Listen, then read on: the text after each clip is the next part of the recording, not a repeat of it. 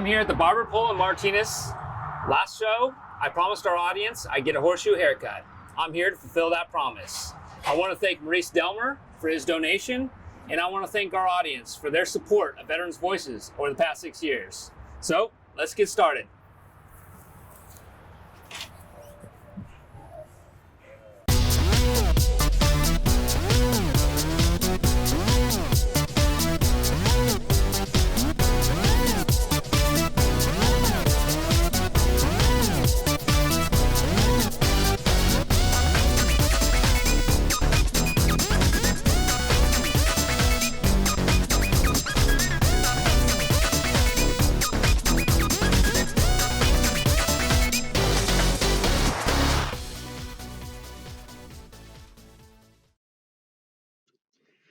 Oh boy, brother, I got to tell you, I am so appreciative of your commitment to that. Way to go and represent Veterans Voices.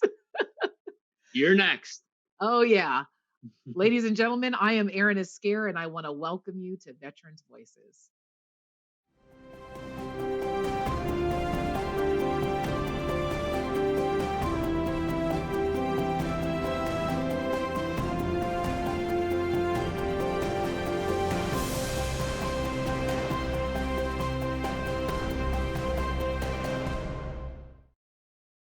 Tonight, our Shadowbox honors Vietnam veteran Dennis Peterson.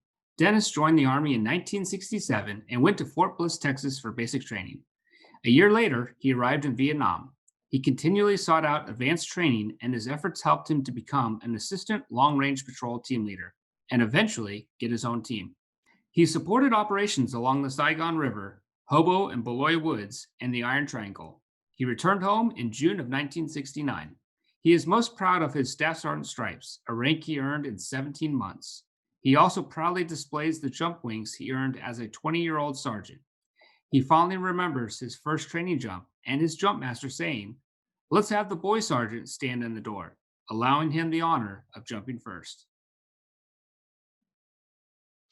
Thanks for tuning in to Veterans Voices. I'm Nathan Johnson. Veterans Voices explores important issues that affect the veterans community.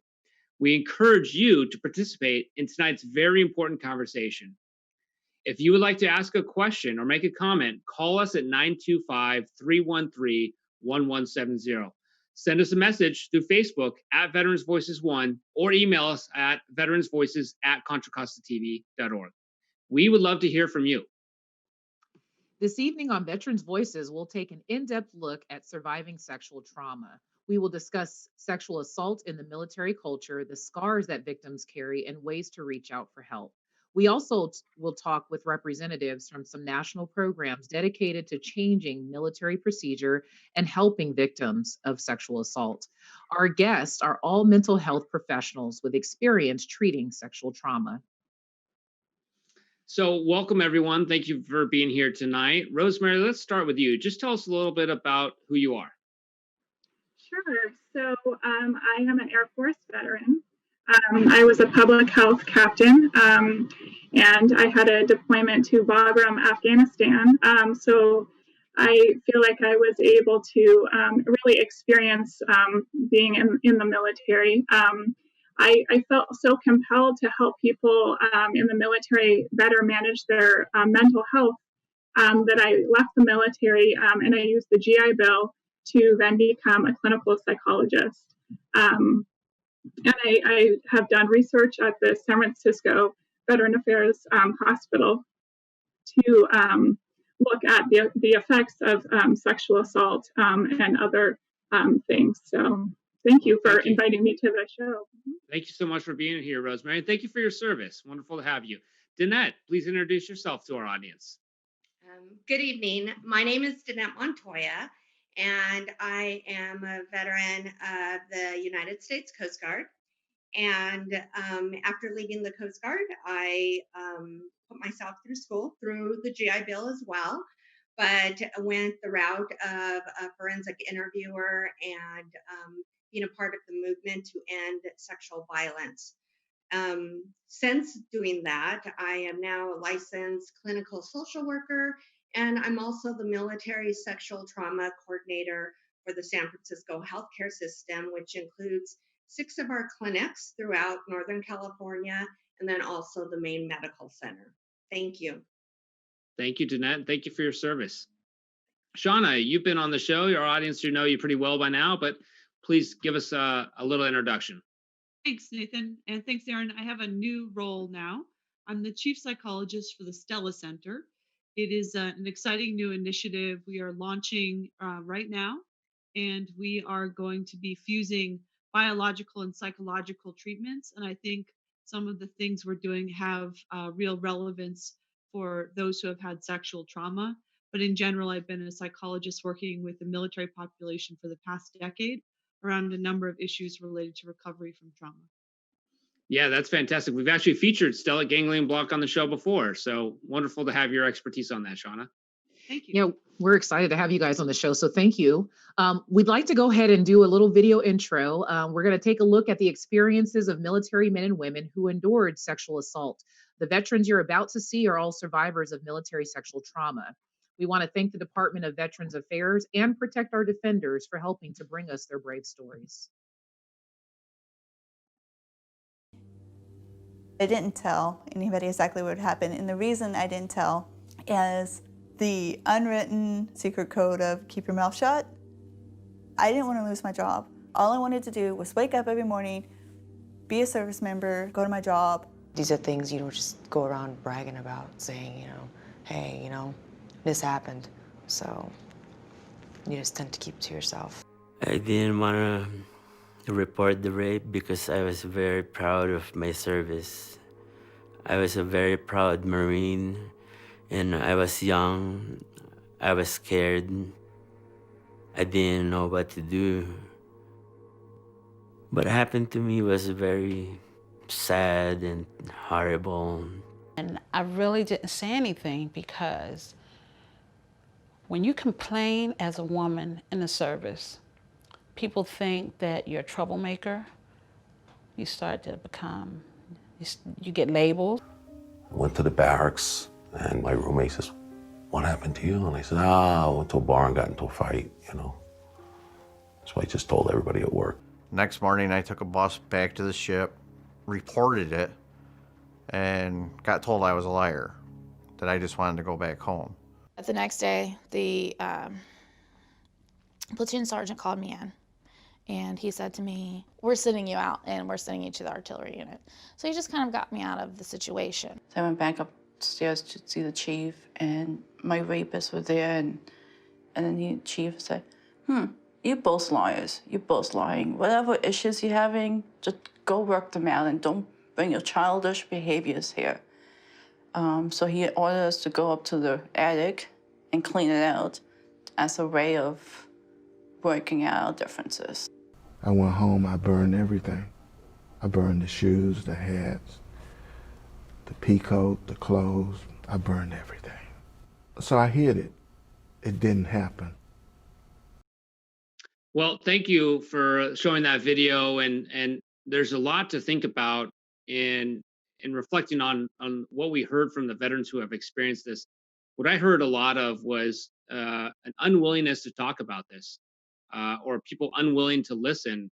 And so I'm grateful that this show is going to give a voice to this very serious topic tonight. Let's talk about military sexual trauma. We know that this happens all throughout our nation, even outside the military, but this seems to be a unique circumstance that occurs within our military even today. So what kind of numbers are we looking at here? How often does this occur today in our military? Jeanette, I think you were mentioning something about some numbers earlier. Okay. Well, the VA defines military sexual trauma as any sexual assault, sexual harassment, any unwanted sexual behavior. As far as that's how we define military sexual trauma. As far as like numbers, I was looking for some of those, but there are more men that have been that report military sexual trauma than there are women, and that's mainly because there are more men that are in the service. I do not have those numbers. Most of the numbers I have are more related to San Francisco and also the reporting around that. So I don't know if you want those. Yeah, go ahead, Rosemary. I have a couple numbers if you're interested. So in 2019, 20,000 military members reported sexual assault. And I think what's devastating about this is, according to research, only 13% of military members actually report their sexual assault experience. So if you kind of times the 20,000 by multiple many, that's how many sexual assaults are actually occurring. And the other devastating thing is they're happening, increasing each year. So while the military has been putting some effort into trying to make the numbers of military sexual assaults decrease, unfortunately, each year there's more and more that are reported. Yeah, that's alarming to hear. Why do we think that this is a growing number? What is happening here with military sexual trauma? There's maybe the act of the sexual act that occurs as well, but is there something else that we think that's leading towards these types of harassment or violence? Yes, Rosemary. Sure. I mean, so as from speaking from my experience, there's only about 14% women in the military. So it's a very male-dominated kind of culture. And I think women oftentimes want to be a part of the male culture, and they try really hard to kind of be tough and not let the assaults impact them, and also not report them when they do occur. But I would say that rape is not so much about sex as it is about power. And from my experience, there's a lot of there's a strong power dynamic in the military with the chain of command. And when you're a young woman in the military and a supervisor who you're supposed to obey is wanting sexual favors, it can be very difficult to navigate that.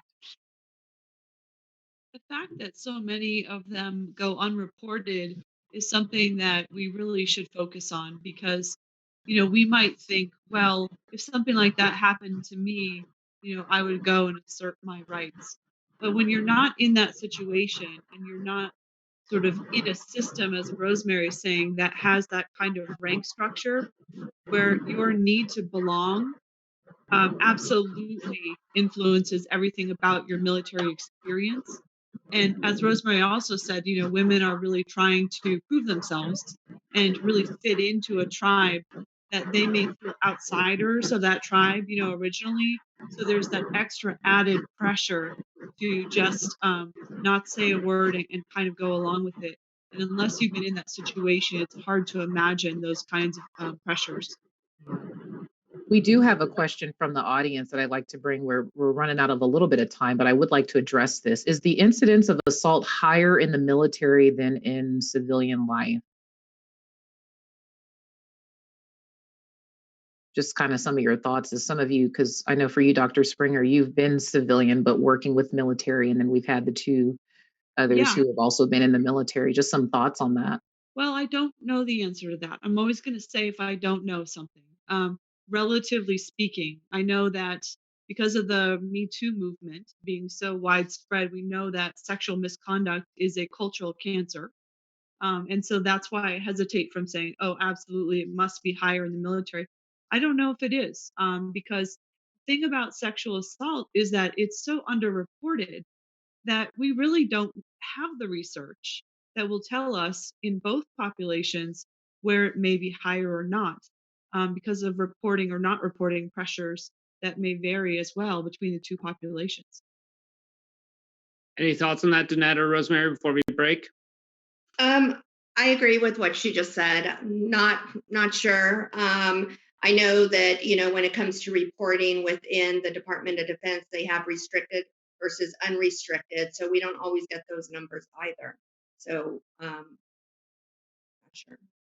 Sounds like there's lots more to learn about what's happening with sexual trauma in the military. And it sounds like it's not just affecting women. It affects a large number of men. And absolutely, I'd like to learn more about why it goes unreported, why there's the hesitancy to talk about this with the chain of command or with anyone. And so we'll talk more about that. Yes, Rosemary, and then we'll break. Sure. I was going to say one of the reasons why many people in the military are hesitant to report it is of retaliation. And research does show that many women specifically who do report being sexually assaulted are then released from the military within 7 months on average. So they essentially lose their career. And so that is one of the main reasons why people are very hesitant to report sexual assault. That's very unfortunate and very important to understand. Thank you for that, Rosemary. When we come back, we will continue our conversation. But first, let's take a look at this interview with Colonel Don Christensen of Protect Our Defenders. Please enjoy. I'm here with Don Christensen, who is the president of Protect Our Defenders. Welcome to Veterans Voices, Don. Thank you, Nate. I'm Don Christensen, the president of Protect Our Defenders, which is an organization dedicated to fighting for survivors of military sexual assault. I served in the Air Force for 23 years as an Air Force Judge Advocate General and Air Force Attorney. And during that time, I served as a prosecutor, defense counsel, and as a military judge. In the last 4 years, my career as chief prosecutor for the Air Force. Well, I appreciate your military service. What a remarkable career, and appreciate your continued service with the nonprofit organization Protect Our Defenders. Well, every day we talk to survivors of military sexual assault. We have a network of pro bono attorneys that reach out, that when survivors reach out for help, we can get them an attorney to help. We also work with Congress to get reforms passed to make the process of the military justice system more fair for victims of sexual assault. And then we do a lot with media, try to get the message out why military sexual assault is something American people should care about. How common of an issue is this in the military? And does it vary based on males or females? So the most recent data is from fiscal year 2018, and that disclosed there were about 20,500 victims of military sexual assault. But for women, the prevalence rate is about 6% of women were sexually assaulted in fiscal year 2018, and those numbers are the highest they've been since it was 2006. You said 6% of women are affected by military sexual trauma. Is that how many are reported and how many seek treatment, or just an estimate of how many cases exist?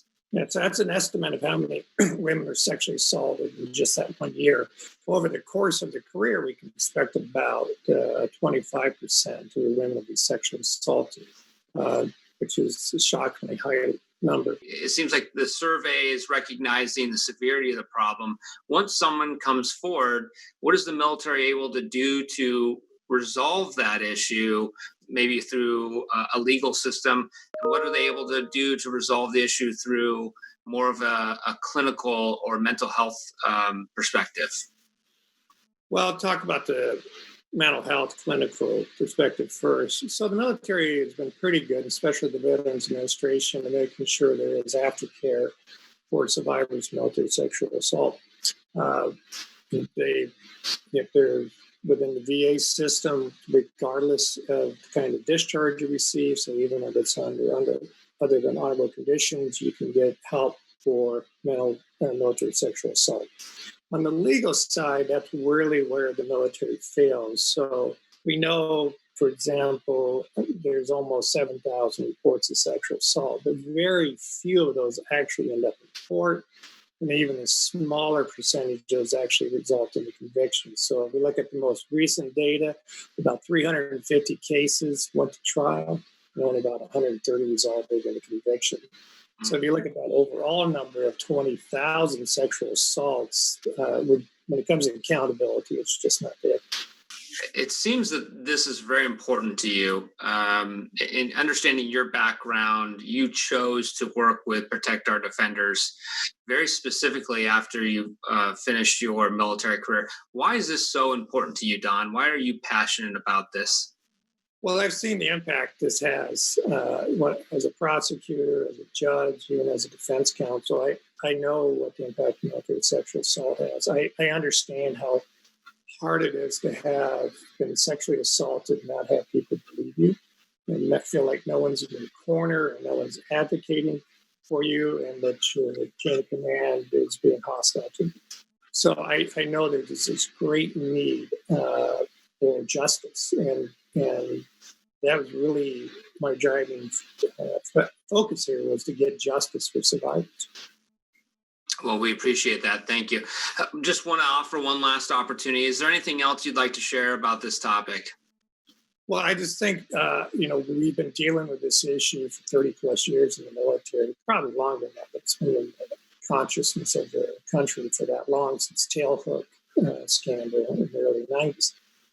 And we've dealt with decades of promises from the chain of command that they're going to be the solution to military sexual assault. And year after year, the numbers prove out that they're not doing that. And so it's time for bold action by Congress to really address this situation. Well, thank you so much, Don Christensen, president of Protect Our Defenders. We really appreciate the work that you do. We honor your military service. Thank you so much for joining us tonight and helping inform us more about military sexual trauma. So thank you. Thank you, Nate. Welcome back. You want to be a part of our conversation? Please call us at 925-313-1170. Send us a message through Facebook at Veterans Voices 1 or email us at veteransvoices@contracostatv.org. I'd like to welcome back our guests and our panel. We just got done watching that video with Colonel Christensen, and there were definitely some points to be brought up there. And we'd like to kind of shape the conversation now with regards to long-term effects of military sexual assault and trauma. So I'd like to open up the floor again to you ladies, what you guys can add to the conversation regarding any sort of long-term effects that you guys have had any experience witnessing or dealing with as you guys have worked with, victims of sexual assault. I actually want to go back a little bit because it matters in terms of the long-term effects. People are fond of saying trauma is trauma is trauma, and that's not really true with certain kinds of trauma. With a sexual violation or a sexual assault, often those who survive that just feel like they don't own their own bodies, or it's so personal a violation that it can create a lot of feelings of shame. And one of the things that can happen during a sexual assault is that somebody is so shocked that they actually have a physiological freeze response. And so, long term, what can happen is well meaning people can say things like, well, but you fought back, didn't you? Or you must have said no. And sometimes people are so shocked and so traumatized in that moment that there's something physiological that takes over.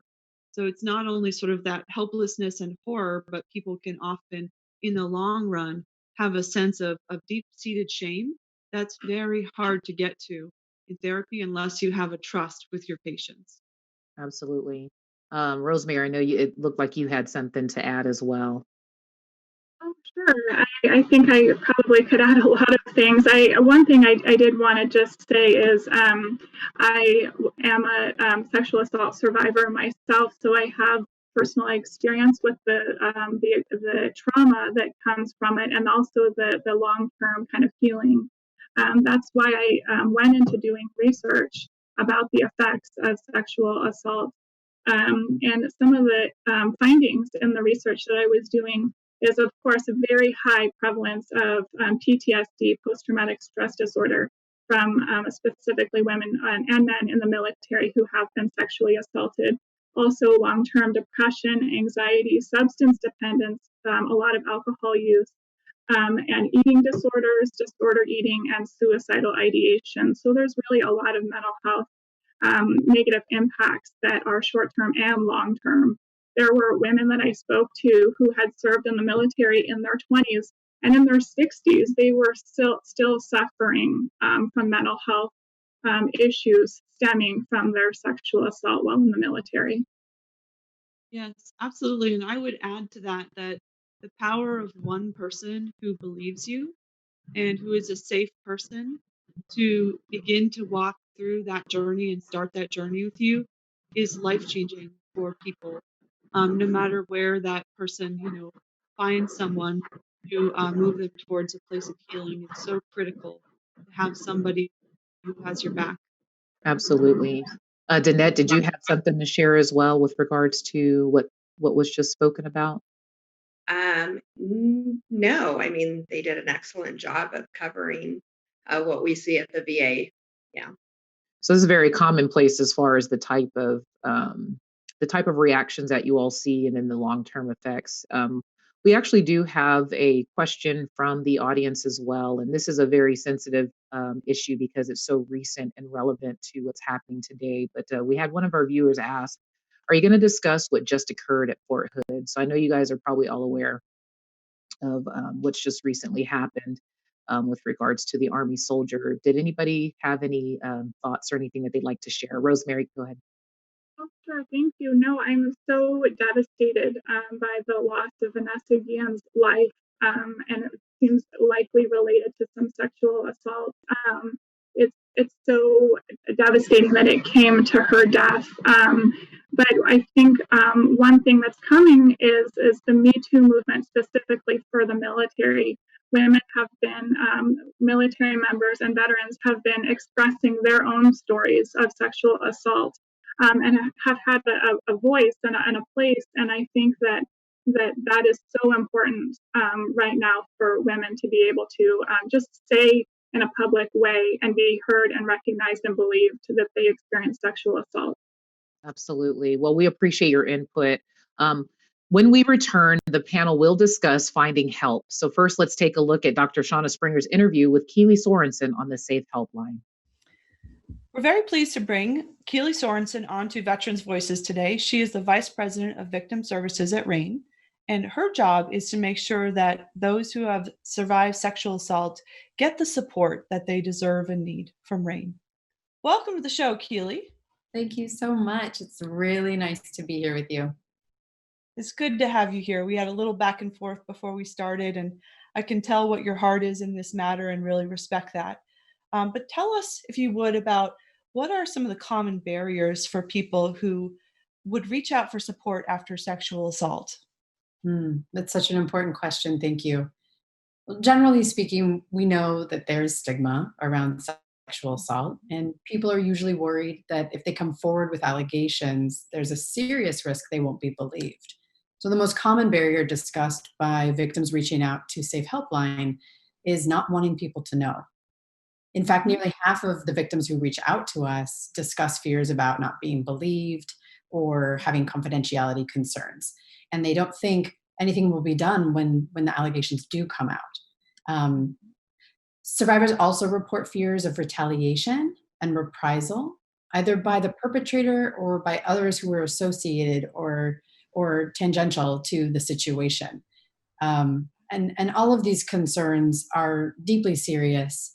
And our job is to work with folks to discuss the situation and to find the best way forward. So it seems like RAIN can play a critical role as kind of frontline emotional responders that really show survivors that somebody has their back. For many people, reaching out and being believed is a very important step toward healing. So our staff members really work towards validating survivors' feelings and pointing them towards how we know it is normal, how we know that this is a valid experience, and equally pointing them towards long-term resources so that they would be able to access more support in the future should they be interested in that. Yes, it seems like such an important piece of the healing journey to have someone say, I believe you, and here are some ways that you can get support. The conversation I had with some of your colleagues involved the concept of survivor-led conversations when people call into the DoD Self-Line. Can you explain what that means in this context? Absolutely. So Safe Helpline visitors come to the hotline with different concerns and needs and questions in mind, like we all do. And our staff defer to the unique priorities of the survivor in every interaction, inviting them to center the conversation on what matters most to them. And that's what we mean by survivor-led. It provides the survivor with the agency over their healing process and the steps that they want to take and the moves that they want to consider. That agency is something that can be taken from a survivor during a sexual assault event or over the course of violent events. There's really no one right decision for everyone, and our job is that whatever the survivor decides, Safe Helpline is there to meet them where they are comfortable and where they decide to move next. Mm-hmm. And one of the things I learned from you just today is that it's not only survivors that can call in and use the Safe Helpline, it's also family members. Can you tell us a little bit about the continuum of supports that RAIN offers? Yeah, thank you. Safe Helpline has been running services since 2011, and they've definitely changed since its original launch. We started with one-on-one crisis intervention services through both our telephone and our online helplines. And those provide resources and information, brainstorming with staff, support, and we also do resource referrals via text. Today, we have a variety of other confidential and anonymous ways that the survivor or their loved ones can contact Safe Helpline, including the Safe Helpline mobile app, learning about sexual assault through self-paced educational programs that we've got posted on the website. They can access peer-to-peer support through our Safe Help Room or our group chat. And there are localized peer support rooms through local Safe Help Room, and those are run at the military, from military bases. In addition, our Responders Near Me database helps survivors connect with local resources on their base or installation or in the community. So RAIN really has a variety of services to let people know they're not alone and that support is there and that you have their back. I couldn't agree more. That's exactly what we want people to know. And I hope that, through this program, we'll reach more folks. It's a resource that's literally waiting to hear from people and waiting to support people. Okay, well, thank you for joining us today, Keely. Look forward to seeing how things develop with the services that you offer. I know you've been trusted and a presence nationally for some time. So thank you for sharing some time with us to tell us about RAIN. Thank you so much. I really appreciate the opportunity.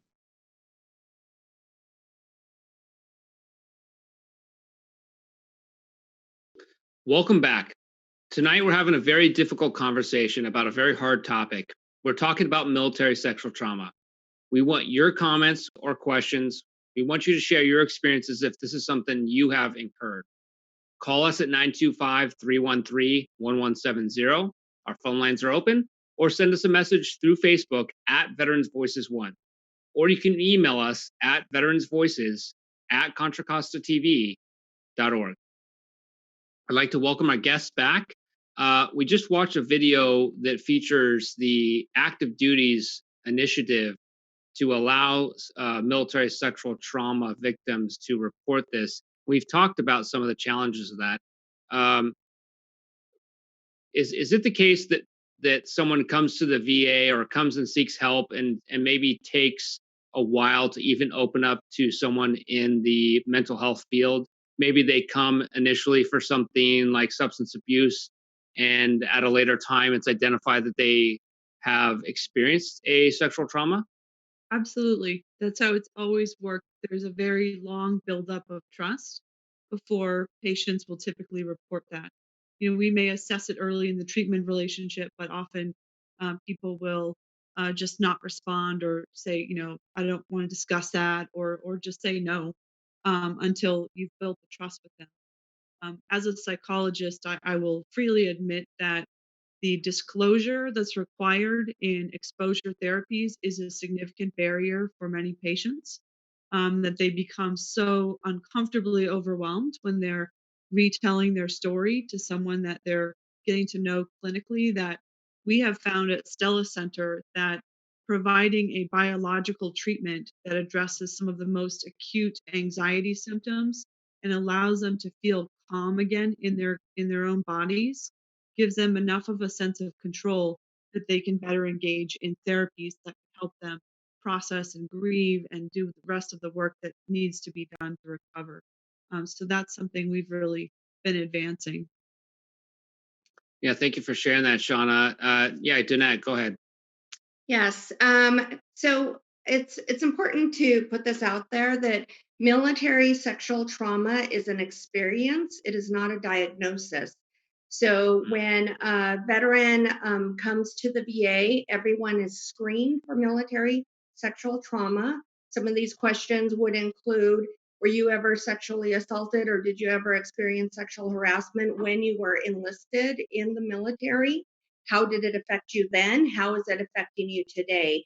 And then from there, they get a full assessment completed, and they are referred to one of our clinics within the VA Medical Center. And that could be the Women's Clinic, the PTSD Clinic, general psych outpatient services, just depending on what best fits them.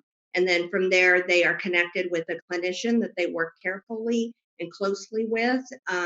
Also, as the military sexual trauma coordinator, I do the screenings. I do help with the trainings. I'm in charge of trainings. And along those lines, we also provide plenty of services when it comes to education and referral. If we're unable to see them, we have within 30 days to get them connected to an outside provider. We also closely use the vet center if we can't see them as quickly as we would like.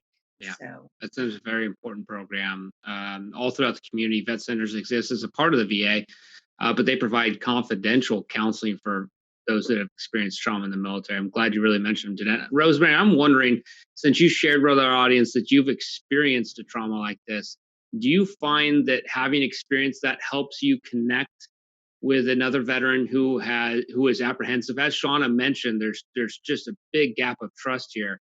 But is that something that works as an advantage to you in a way? That's a good question. I think so, in that I can kind of embody or live into their experience and kind of know firsthand probably how much they're suffering as a military sexual assault survivor. So I think in some ways it can be helpful. It also potentially can, maybe make me a little too compassionate or open as a clinician. So I'm always trying to play that in just the right amount.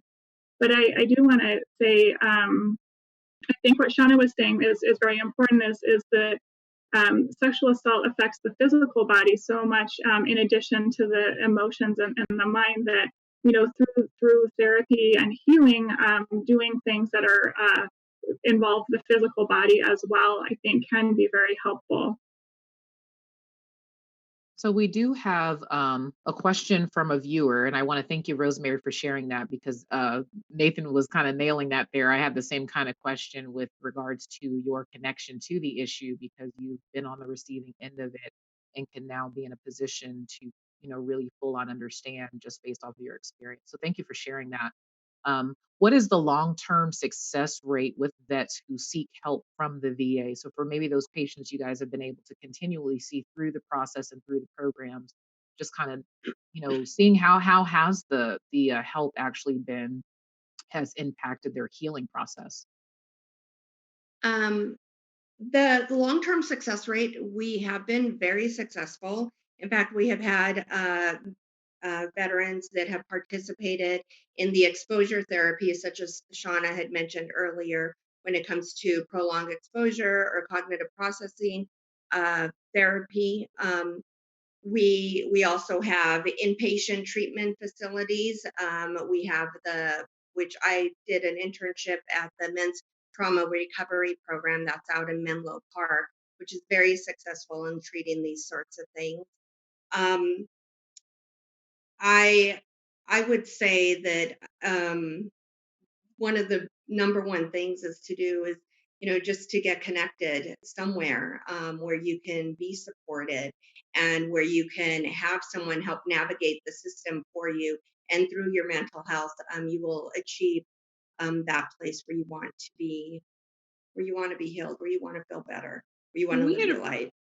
And as Danette is saying, there's a military sexual trauma coordinator and often a designated position at different VAs. We had a really good military sexual coordinator who was a psychologist at the VA where I used to work. and she did some really impactful groups, single gender groups for those who have had sexual trauma. So that question is an interesting one because if people fully engage and they fully see the therapy through, it can be very effective. But many of them, from my experience, I was in general mental health, said, I'm not going to do that, or I don't want to talk about it.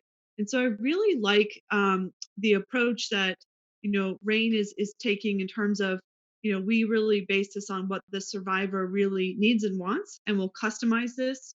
I found out about an organization just today called Angel Band Project, where they use music to help survivors begin to process things that may be difficult to talk about.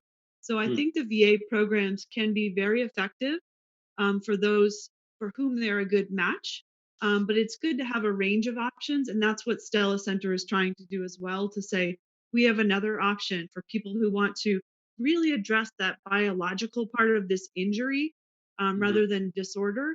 Then it can often make a lot of other things much more easily engaged, in therapy and other follow-up care. So, Shauna, we've covered stellate ganglion block before. So, are we seeing that stellate ganglion block has the same type of positive responses or effects for someone who's experienced sexual trauma as they would for combat trauma? Because I think when we covered it in the past, it was more focused on combat trauma. Are we seeing this as a successful alternative for treatment for those that experience sexual trauma? Even better in some senses, because people who have had sexual trauma often really are relieved to know that that first step they have to take in treatment does not require them to disclose the details of their trauma. And then from there, with great follow-up care offered through the VA or other programs, they can often achieve a level of recovery that that is just, it's beautiful to see. That part of my job never gets old. To see somebody walk in the clinic, get a treatment, and walk out of the clinic at the end of the day and just be in a totally different mind state. Now, the San Francisco VA does do this, but very, very limited. And in the pain clinic, very, very limited. And so it's not a huge service. And one of the things I'm hoping is that this will become more available as an option if people want to pursue it. Yeah, thank you. Rosemary, I want to come back to you. We've got about 5 minutes, but I want to talk a little bit to maybe the sexual trauma survivor who is now interested in being helpful, maybe a mentor towards someone else who's experienced this. What would you recommend to someone who survived this and who has sought treatment and maybe wants to get involved in the prevention aspect or maybe the treatment aspect? Yeah, that's a good question. I mean, I think speaking directly to the military member or the veteran who is a survivor of sexual assault, just knowing that recovery is possible from the mental health effects of the assault. Even, when you're in a really difficult place and suffering quite a bit, you can over time get to a place where you're feeling really good and the sexual assault is minimized in your life experience.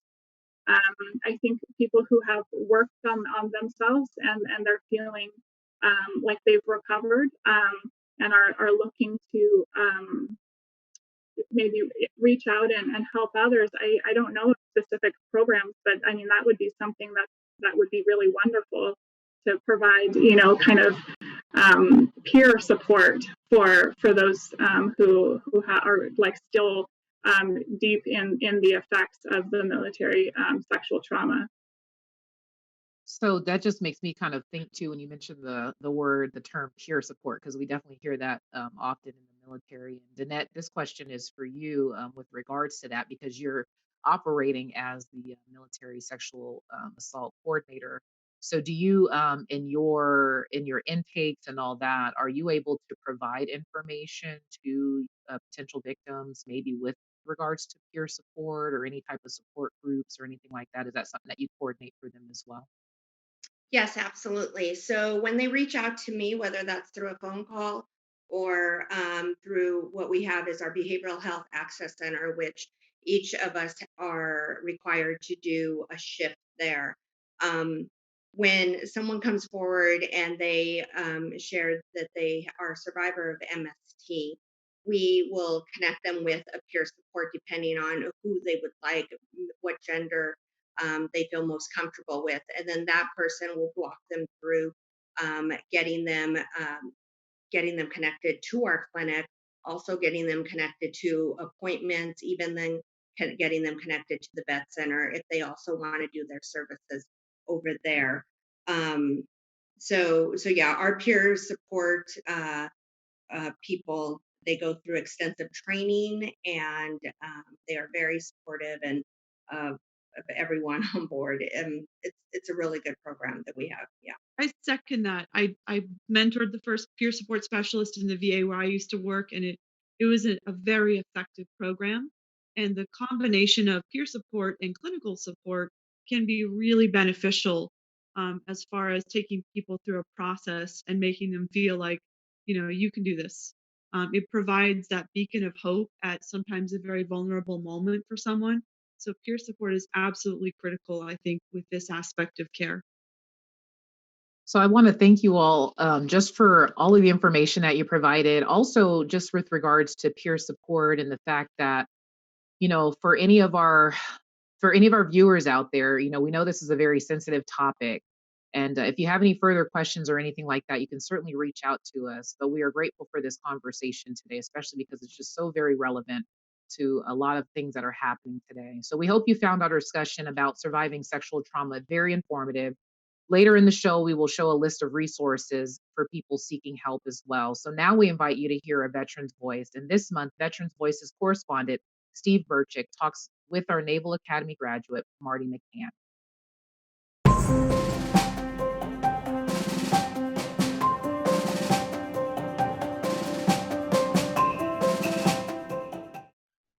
I'm Stephen Burchick. Welcome to this month's feature of A Veteran's Voice, where a veteran gets the opportunity to discuss his military service and anything else he wishes to cover.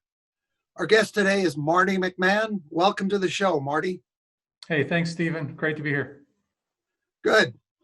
Tell us a little bit about your military background in a few sentences. Sure. So I was in high school not knowing exactly what I wanted to do, and got exposed to the U.S. Naval Academy. So that's where I went for 4 years and to do my undergraduate studies, and then spent 5 years serving active duty in the Navy. Well, thank you. Got a few questions. Can you describe the process of applying to the Naval Academy?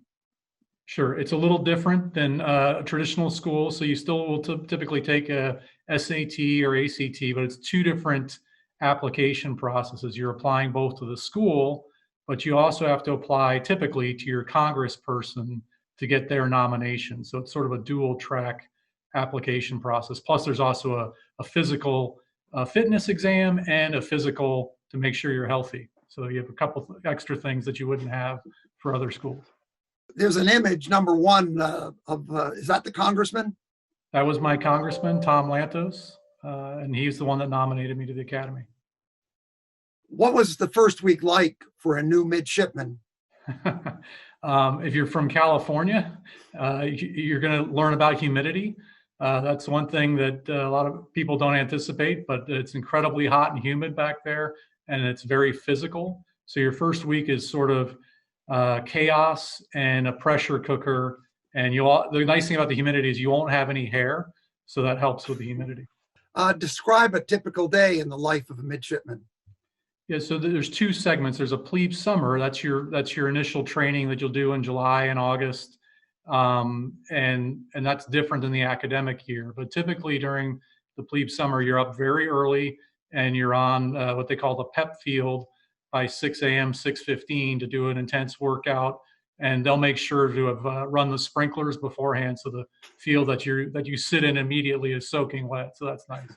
And then during the academic year, you get a little more sleep in time, typically up by 6:15, and everything kind of revolves around speed, whether it's getting to the meals or getting to classes. But the academic focus really starts to take a priority once you're in the school year. What was the most memorable summer program that you were involved with? Yeah, so they're all fantastic. The most memorable for me personally was what they call second class summer. So a youngster is a sophomore, and a second class midshipman is a junior, and it's that summer in between both years. And it's sort of what I'll call the sampler platter. You get to go spend a week with each sort of commissioning activity you could do. So you get to learn how to drive a ship. You go on a submarine. You get to do a week with the Marine Corps. You get to do a week in Pensacola flying trainer jets. It's absolutely fantastic. Sounds like a great experience. What was more difficult, the physical challenges or the academic challenges? For me personally, it was the academic challenges, but both key. You know, the other thing I didn't share about a day in the life is you'll do 2 to 3 hours a day of physical activity between your last class and evening meal formation, whether you play for a team or you're doing intramurals. That was fun for me, but I would say the physical challenges shouldn't be overlooked. Most people will say academics, though, I think. Who was the speaker at your graduation?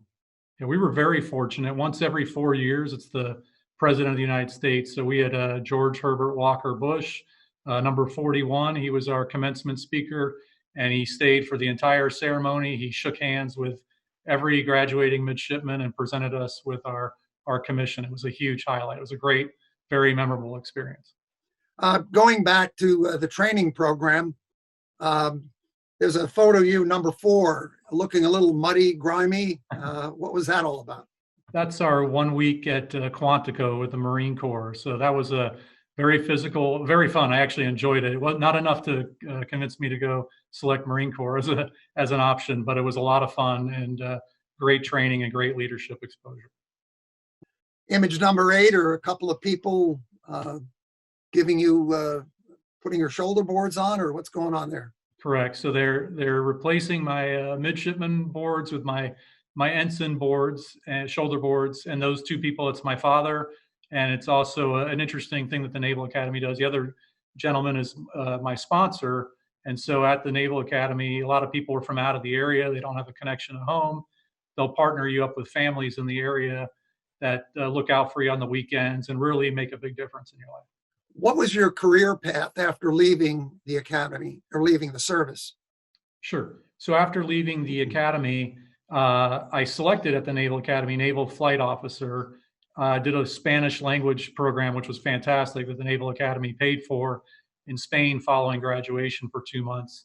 I got to Pensacola, Florida, and then they told me it'd be a 2-year delay to start flight training.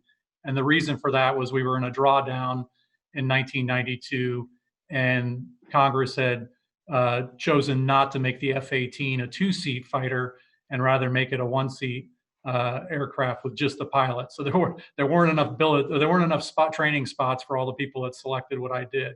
So before I could start flight school, I made a switch to the Supply Corps, and I ended up spending almost 4.5 years in San Diego, ironically on an aircraft carrier, helping support the air wing, and that was an incredible experience.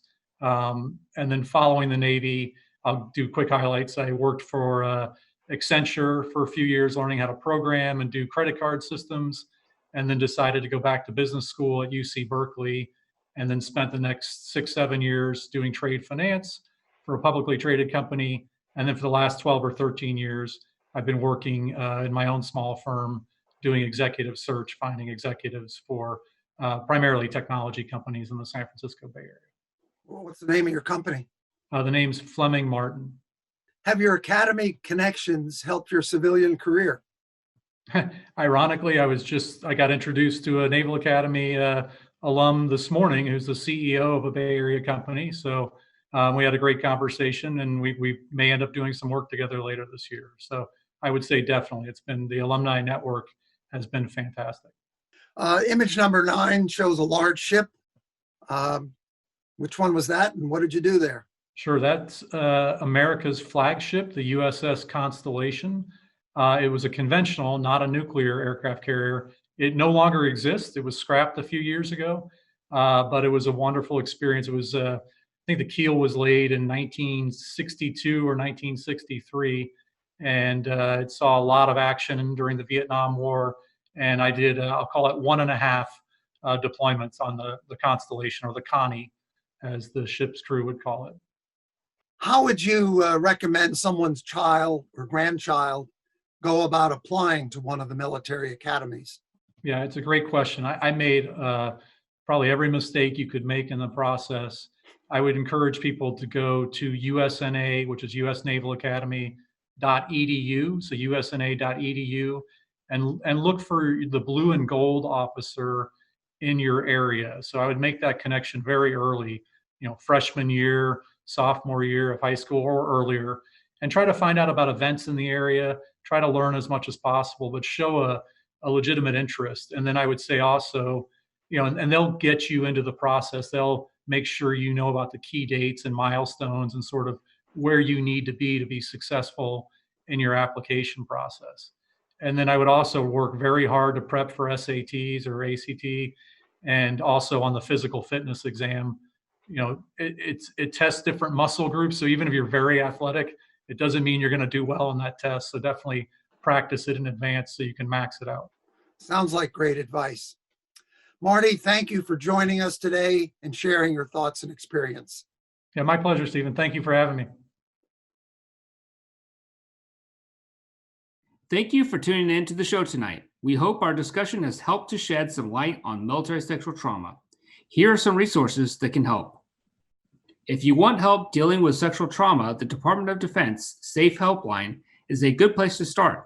You can reach them at 877-995-5247, 24 hours a day, or go to safehelpline.org. Protect Our Defenders provides survivors of military sexual trauma legal support. Find them at protectourdefenders.com.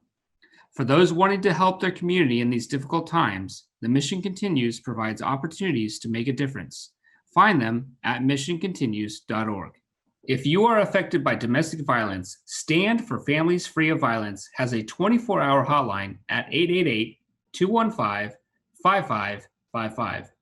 Also find them at standffov.org. Veterans Voices is brought to you in part by contributions from the 2020 census. Now more than ever, it is important for veterans to stand up and be counted. The Veterans Affordable Home Program, serving those who have served us, ensuring the American dream for our veterans. The Diablo Valley Veterans Foundation, dedicated to helping veterans near you. And a generous contribution from Ken and Pat Rochelle. This episode of Veterans Voices is dedicated to the memory of Fort Hood soldier Vanessa Gillen. To rewatch tonight's episode, check back on our homepage later this week or check your cable provider's schedule for rebroadcast times. You can also rewatch this episode and many others on our YouTube channel, Veterans Voices of Contra Costa. So be sure to subscribe. Our next show will air on Monday, August 10th at 7 p.m. We will talk about aging with pride. Be sure to tune in. Can't wait to see you then. To all of our veterans and their families, thanks for watching and have a great evening.